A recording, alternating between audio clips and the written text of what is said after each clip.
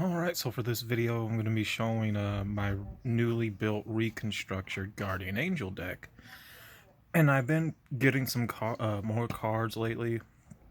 Um, Buying some for like between 10 cents to 30 cents at my local game exchange. I wish my local GameStop would sell cards, but they don't. Yeah. Been purchasing some offline here and there when I can. I know I unboxed a few about a week ago, I think. I didn't really show it on video. I was not really thinking about it at that time.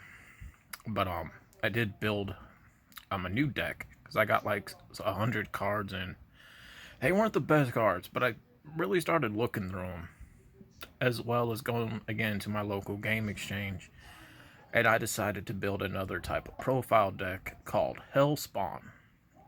And I will get into why I decided to do that and the meaning behind it.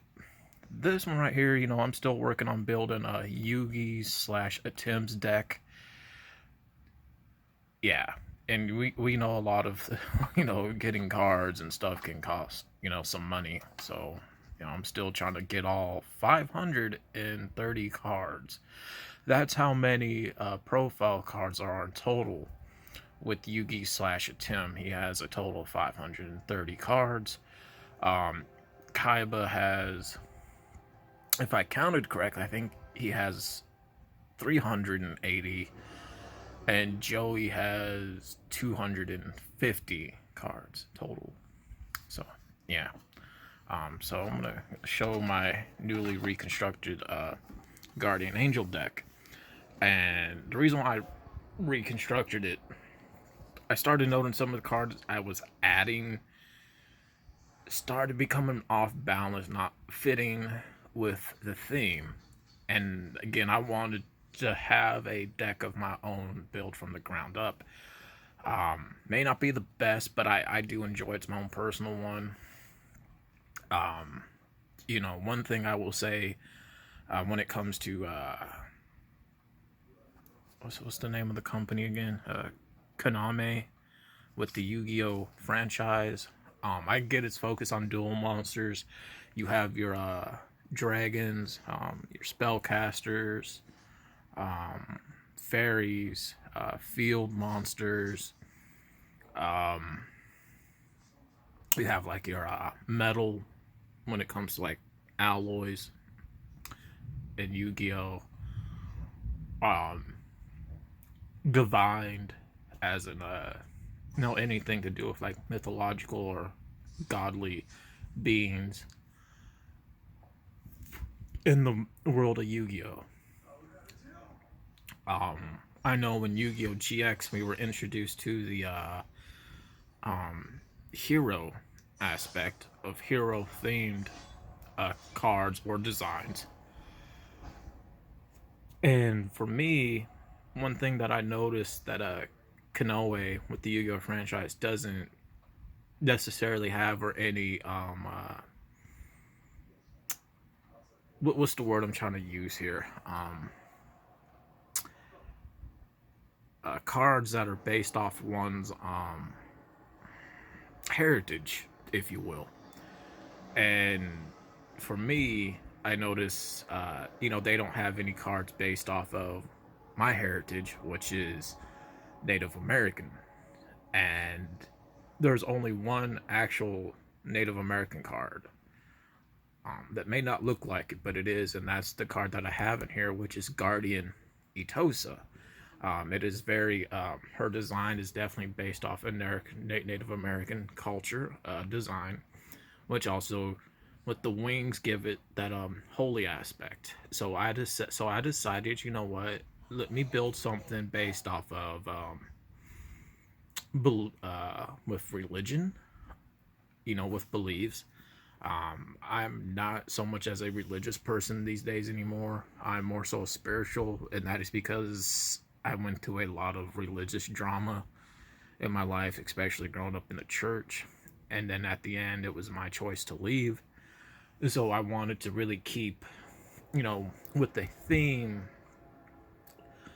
that I feel doesn't get a lot of look at in Yu-Gi-Oh, and that is the religious aspect when it comes to building a theme deck. So that's why I built the Guardian Angel deck, with that. So I'm gonna go ahead, press pause so I can take the rubber band off and show you guys the newly reconstructed deck.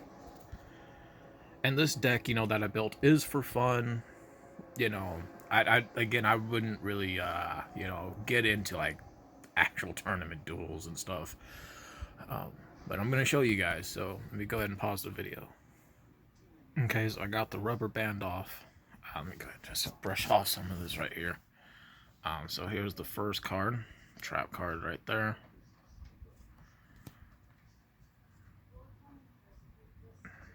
My Destiny Hero, Dark Angel. Big Shield Gardener. For me, Big Shield Gardener, yes, he may not fit the theme of a Guardian Angel, but you would be surprised the theme why he fits so perfectly, because he's a good defense monster. AKA guard, within the term. Big Shield Guard, right? Which gives it the form of like an overseer or the terms of a type of guardian angel to shield you from things that are trying to harm you. This one ended up picking up yesterday at my local game exchange right there. They look like maidens to me, like nuns, which fits that holy aspect. I remember this card though. I know it's banned, but I remember this card when it came out. And for some reason, I also remember seeing this version as a spell card too, once. Ended up picking up this card a few days ago. We have, of course, Celtic Guardian. I used to have this action figure when they came out with Exodia and Yugi. It's the only ones that were really shown or available in stock at the Walmart back in the day. Stop Defense, another good card. I ended up picking this one up. I'm surprised I found most of these in really good mint condition. That's not always the case though when you pick something up for like between 10 to 30 cents, Of course, here's this one. Of course, a Kunai with chain. Magic Cylinder. St. John's, who is based off Joan of Arc.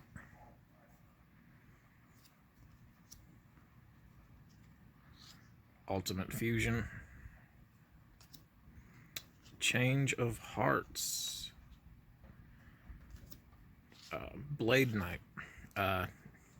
Blade Knight. For him, he fits within the theme of a few good men. With what it says in scriptures, when Jesus or God says, I'm not looking for an army, I'm looking for a few good men to become disciples. Most of which you would hear within the medieval stories or times of Knights of the Round Table, who would have red crosses on their uniform, which would be the servants of God. Represents a few good men, known as knights. So that's why he's in there. Great Soldier of Stone. In each parts of the world, for different cultures, you have stone-like soldiers, stone-like guardians, guarding something that is sacred, or a temple, or resting grounds that are now, or resting grounds that are considered sacred or holy grounds. So that's why he fits in this deck like that. Swords of Revealing Light. Of course, Flame Swords. And then this one was a new one, Legendary Sword.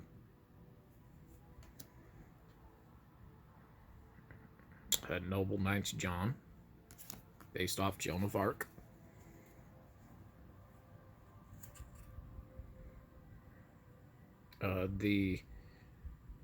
The Agent of Wisdom.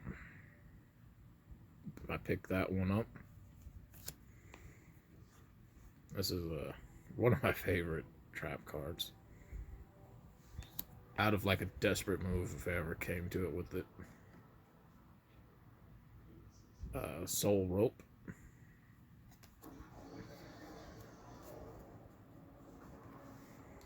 This one right here, I notice a lot of people are buying the, what was it? Yu-Gi-Oh! GX something Destiny box.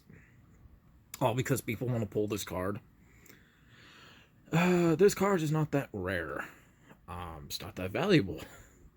Okay, it's really not. I don't know if people are looking for like a ghost or holographic rare of it. You can get this, geez, Amazon, eBay, or buy one of the Kaiba decks because it's gonna have it in it. And so when I see people buying those Yu-Gi-Oh! Destiny GX box for this card, you're wasting your money. It's you can just get it single or offline for like less than what you just spent. But it's a beautiful card and it fits the theme, and I do like it. Like it's a really gorgeous card, and I can understand why people would want that a holographic card, you know, or the foil, or hollow, whatever term people like to use. Back in my day, you know, again, I'm in my early mid 30s, you know, 35. So, I'm used to calling shiny cards holographics. But this is still a really beautiful card. I could see it being really beautiful as it being holographic as well. This is another card I picked up right here.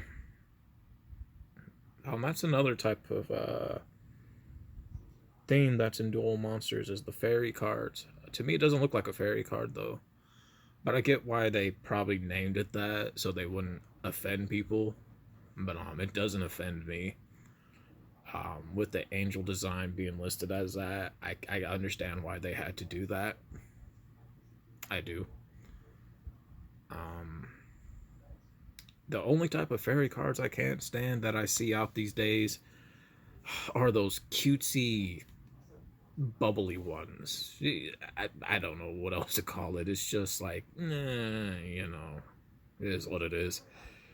I get why people hate them, but I get why a lot of people like them, because I guess they're good cards, or those new ones that came out like that.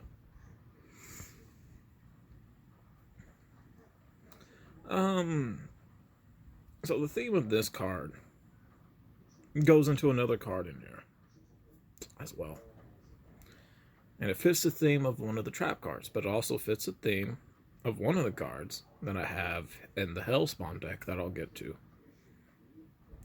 You'd be surprised how much symbolism of religion is in this card. You'd be surprised. Because somebody would look at this, let me kind of go back, somebody would look at this, right? They'll see a third eye. Okay. Third eye, symbolism, spiritual awakening within one's inner mind. Also somebody that has found their own freedom, has broke their own chains of bonds that held them down. And whose number could be the highest number in numerology, in mythology, within religion, of 23, which is the highest number next to God, which is my number, because I was born, if you do the numerology, mythology, mathematicals, and read throughout the very first Testament, not the Old Testament, but the First Testament, which leads into the Old Testament, you look into the numbers 11/23/91, which is my birth date, and I look back At my spiritual journey, once I broke away from my religious bonds, my mind's eye became awoke because I went through several different religions growing up, through Baptist, Christian, Jewish, uh, Buddhist, and Jehovah's Witness, until I broke free. And throughout the numerology, my numbers add up again to the highest number next to God, which is 23. So that's kind of like a lot of the symbolism to this card in particular. This card right here, another type of angel card. Yes, I get it says fairy, but if you take a look, you have a bit of the shadowy part, and each of us have a balance within our lives and our soul of dark and light. Ah, yes, this card right here, I do like this one, the Forbidden Maiden, which also goes into another card to help make St. John's. Black Hole. It took me so long to find Black Hole. This card, man, is like, it's that card that's like, can this guy? I can't remember this card's on the ban list or if it got on banned. But man, people had, like, back then when this came out, you just had so many of them. It was a good card. Nowadays, it gets hard to find this card. Got it for like 10 cents, mint condition. Online, if you want the common or holographic card, spend a little bit over $1, you know what I'm saying? Yeah. Still a good card though. I'm glad I got it for that. I know they have like another box with like more popular holographic-ish cards that are like $15 a card, which is like not really worth it in my opinion, because the cards I got in my binder or my own personal collection, I didn't pay that much for, and they're still good condition. So yeah, you gotta be careful what you want to purchase out there with what you want to spend. Lightning Blade, Mirror Force. I didn't realize when I bought this one at my local game exchange. I recognize the card right away. I know what her effect is, what her ability is. She does fit the theme of this, but I didn't realize it was in Chinese when I bought it, which is so cool because this is my, I think, second Chinese card. I know I have a few Spanish cards, but I like it. I'm not complaining. The Seal of Orichalcos, Guardian Elmo. I know I'm supposed to have the sword to help summon her. The sword for it, though, man, online, especially on eBay. Oh man, some people are just asking for too much, and then again, like, I would see a price that would be considered decent, but I don't know how comfortable I am spending a decent number for one card, as in, let's say between $5 or $15. And then the third, I guess, decent asking price, again, for one card would be $25. But then I see others that go past it, so it's, not really worth it. If I can find one at the local game exchange one day, I'll get it for less. Call of the Haunted, I always like it.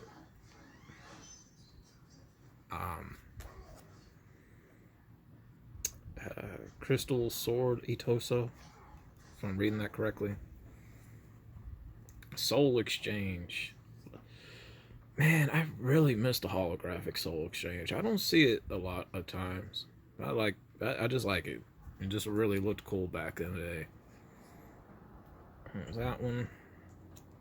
Guardian Itosa, right there. If you guys pay attention, you see what I mean. How she's like the only Native American card out there, but they added the angel wings, but they labeled it a fairy card. Yeah, I can look past that, but I do like that. I like it. It's just a really good card.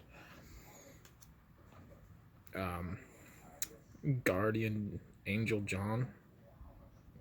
You know, Joan of Arc, like in real life. She went through a lot of different design changes herself, per se, in battle. Um, if you guys look up when they tried to burn her at the stake, her body would not burn at all. They tried to burn her 3 times. After the 4th time, yes, her body was starting to get burnt, like charred, but she just wouldn't cremate. And so they dumped her corpse in a river flowing down. Eventually her body was found. And of course the news broke out because back then, just like today's time before technology, back then, word traveled fast, especially through a death of a somebody who was well respected, of a religious figure as well as a soldier.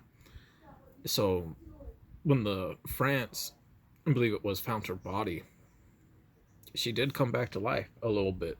But then, she did pass because she decided it was her time. It was her calling. And she is especially buried somewhere where you're not going to be able to get to her grave, because the Knights of the Round Table do have her body protected even till this day, because of such a powerful figure she is, and very well loved and respected, up there with the Virgin Mary, Jesus' mother. So yeah, just in case people want to know more about Joan of Arc. Another Guardian Etosa card. I have several of these in this deck, but I like it. Makes like a good summoning or sacrificial type of card. Guardian Treasure. There's that one right there. I got several of these. Always a good one. I'm surprised this card never got a reprint or a holo back in the day. You would think so because it's Kaiba's card. It just never did. Reinforcements. Here's this, and this is exactly how I read this card. Little LA Rap. Fuck. Oh, God. Yeah, I bet little LA, I bet his music sounds like shit. But this is, regardless of the title, it is a really good card to actually have. So I'd recommend it. Another Shining Angel.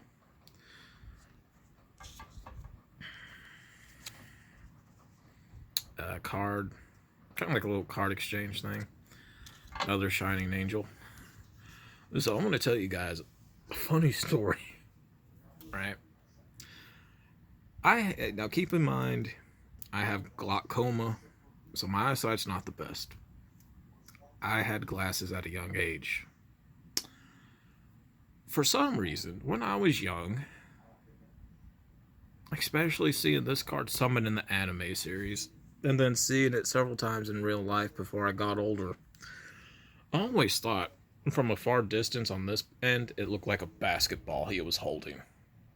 And I could never figure out, why is a card named Shining Angel holding a basketball? And even now, at an older age, yes, he's not holding a basketball, but damn it, for some reason, it still looks like he's holding a basketball. I don't know. It's just me. Tales of the Brethren. Here's a Spanish card right here, but we all know it's Trap Hole. Still really cool. I like it. I can't read Spanish worth the crap, but I like it. Another Celtic Guardian. Another Kunai with Chain. Another Shining Angel. Another Shining Angel. If I ever get another Shining Angel card, I want to put a basketball sticker right there. Like I said, it always looked like he was holding a basketball. I love it though. I do. I can't get mad at it. Another card I picked up right here. 1-for-1. Really good card to have. The Seal of Orichalcos. Another Host. Very beautiful card. Another Flame Swords. Another Soul Exchange, Beta the Magnet Warrior. This is another one I found. It's also in Spanish right here.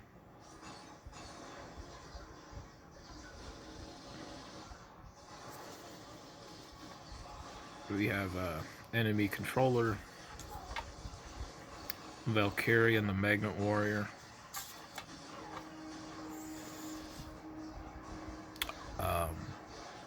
Alpha the Magnet Warrior. Gamma the Magnet Warrior.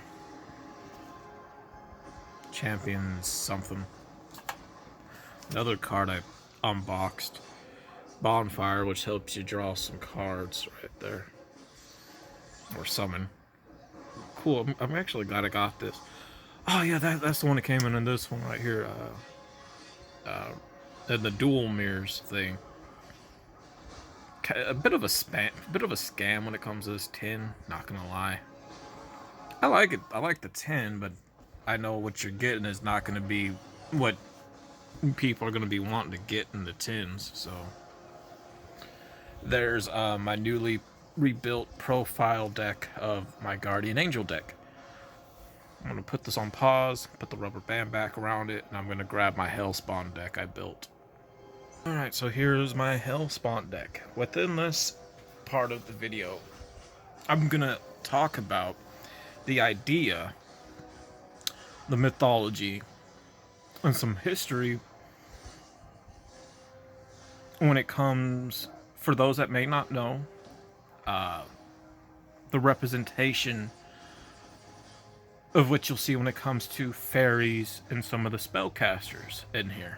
And why that actually falls into, again, what I'm about to say is based on each's own beliefs. Everybody's different with their beliefs. But, you know, fairy spellcasters, from my own belief,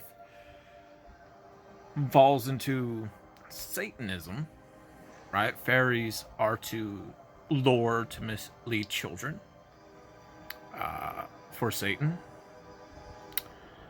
Sacrifice, if you will. Spellcasters, when casting spells, which you could say falls into things like witchcraft, right? Worship. So, just want to put that there with that. But you guys are going to see the theme of when it comes to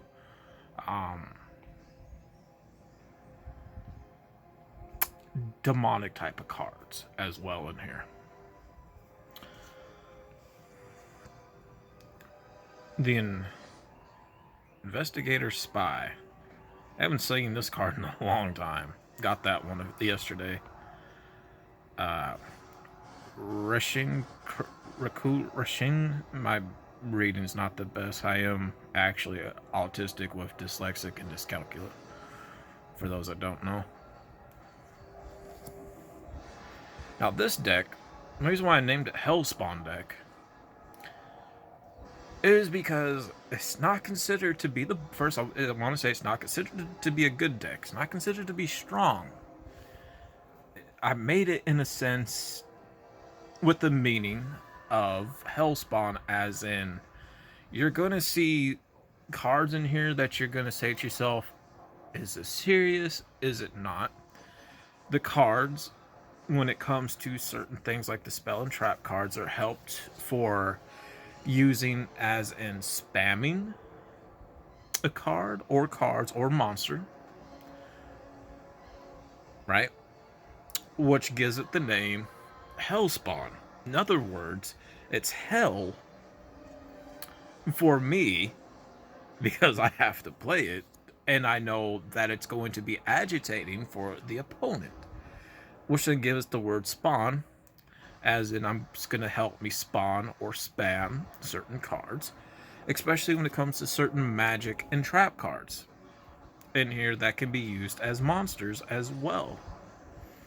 Because I did look and read through most of those cards that I picked up. And I even decided to find 2 Power Link cards for a certain monster in here that is actually probably the second strongest monster in here of this deck.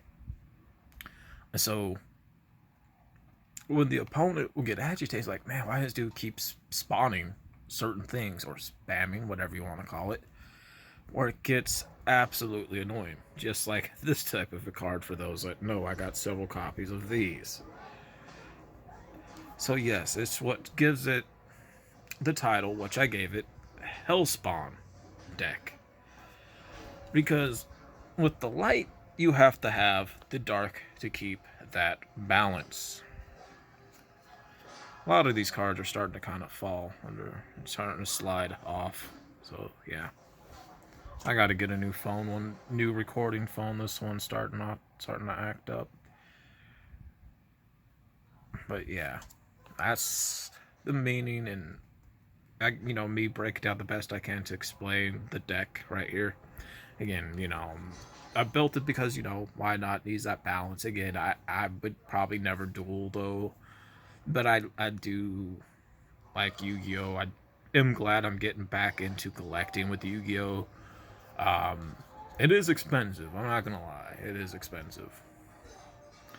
I added so I took a lot of the revival gem out of that deck, my guardian angel deck, put it into my hellspawn deck because it fits perfectly in it. More than anything, it fits perfectly in it, and it goes to show that whole spamming thing, like I said, as well. So it fits. Yeah, another card I removed from the guardian angel deck to put in here, which was the backup soldier. Shield and defense, found one in English. So both decks have it. Enemy controller. And for those that don't know, enemy controller, the design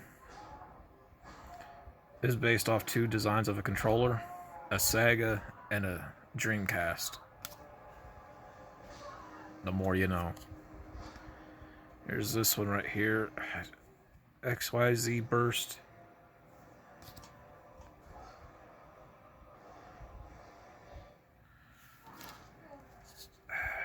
Starting to kind of slide. I don't like that. What's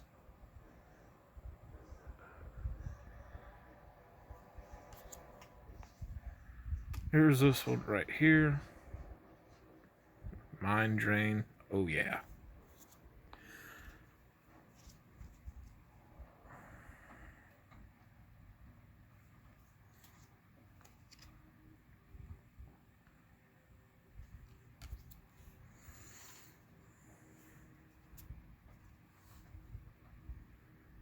Another Call of the Grave. Another Soul Exchange. Again, man, I built this deck to be the reason, like I explained it. You could imagine if somebody played this and how agitated, pissed off the opponent would be. I mean, granted, there's that chance you may not win with it, but then again, there's that same chance you could, maybe. And of course, some of these ones are older that I found because it has the spell card typing when the newer ones changed to magic cards. And we all know why that was, because of the parents. Yeah. This is one of the cards I was talking about, where it can be summoned and used as a monster and any type of monster that one chooses. This right here is like a polymerization card. Kariba, I found a Karibo yesterday at the local game exchange. Mint condition.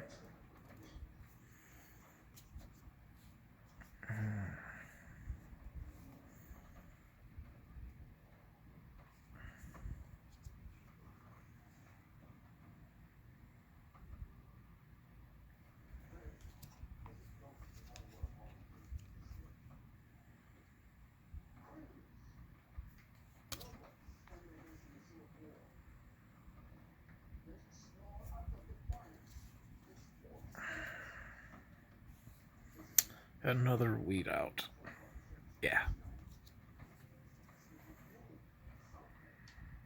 Black Mamba. Another revive. Like I said, man, I built this deck to be, spawning, hence the word hell spawn deck. It's enough to agitate someone. Trust me. This one, this magic card definitely fits the theme in the title of what I'm building here. Dark contract with the Swamp King. There, get that. There's the focus right there.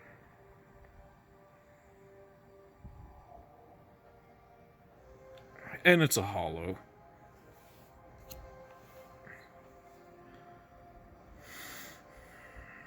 I got several of him in this deck.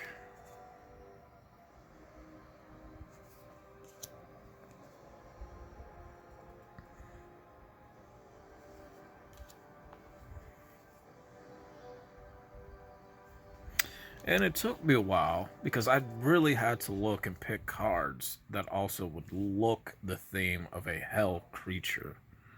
Or something that you wouldn't think that would actually look like one. So it took a minute, so, I really had to read, pick, and choose.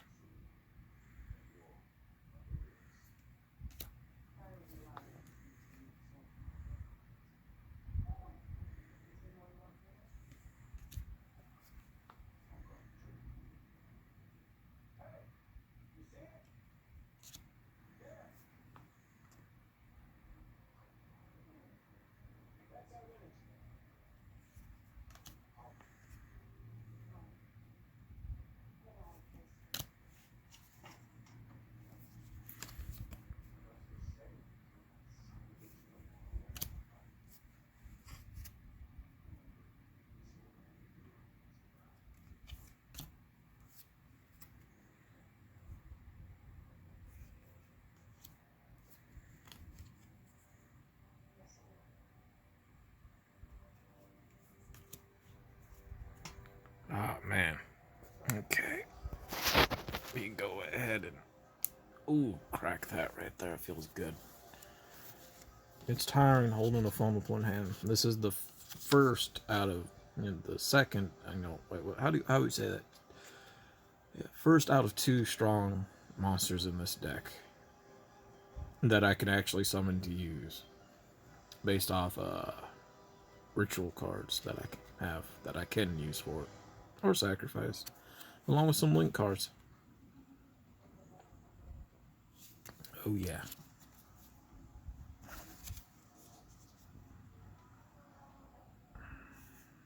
Another card that I can use as a monster as well.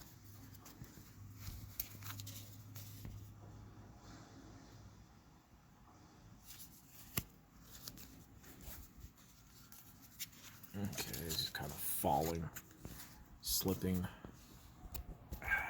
Okay. Yeah, these type of damn new cards are coming out. These fucking cutesy spellcaster shit and fairy ones. I don't care for the designs at all. Again, I get why people like them because they can be useful. I just don't like the designs. Ritual card. Doesn't say specific what monster, but I do like that I can use it to summon that one that I have. Shit.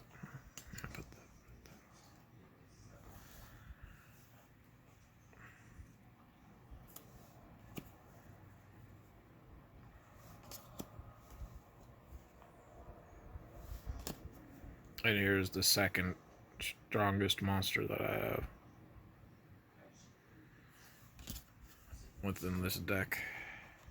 Another card that can be used as summoning, that can be used as a monster right there. Another type of used to help summon or ritual type of card. Castle Wall.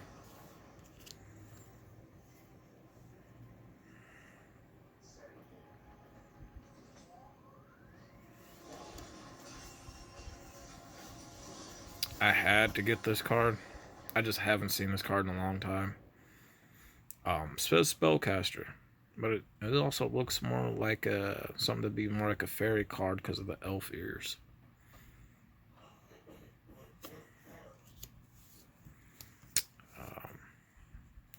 Mystical Horseman.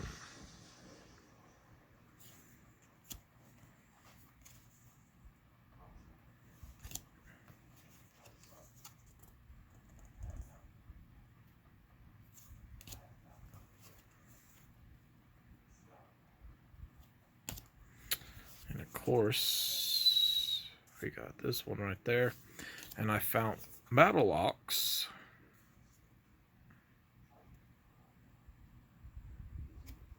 In Spanish, which I thought was cool. So let me go ahead and pause the video. And so there you have it, people. That is the profile of my Hellspawn deck. So would you say, based off what I showed, the deck lives up to its name, theme, and would you definitely say it's a Hellspawn or just Hell? Let me know. So there are my two decks that I personally built. My Guardian Angel deck, which is my personal one, my favorite one, and I love it based off with what I shared. But it also had to have that balance with the Hellspawn deck. If these two decks were to duel, which one would win? The Guardian Angel one or the Hellspawn one?